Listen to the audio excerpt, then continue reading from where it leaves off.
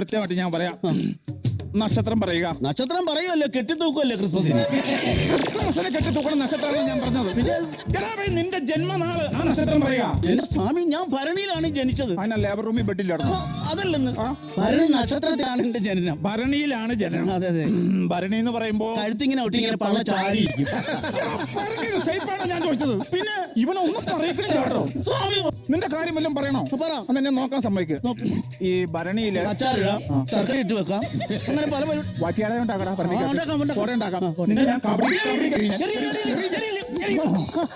ഉന്നയില്ല കേട്ടോ, അത് ഏത് വഴിക്കോ ഒന്നുമില്ല. സ്വാമി, ഇങ്ങനെ കിടന്ന് എറിഞ്ഞു കളിക്കാതെ ഇതൊന്ന് നോക്കി പറ. എനിക്ക് ബെമ്പർ അടിക്കണം, അതാണ് നോക്കി പറയാം.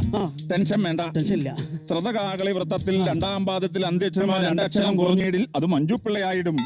മഞ്ചരിയായിടും. അത് സംഗീത പരിപാടിയിൽ, ഹാസ്യ പരിപാടിയിൽ മഞ്ജുപിള്ളയാണ് മെയിൻ. അങ്ങനെയൊക്കെ ഉണ്ടല്ലേ. പിന്നെ മഞ്ജുപിള്ളയുടെ സ്റ്റാർ പറയുക. മഞ്ജുപിള്ള സ്റ്റാർ പറയത്തില്ല, കോട്ടയം നസീറാണ് സ്റ്റാർ പറയുന്നത്.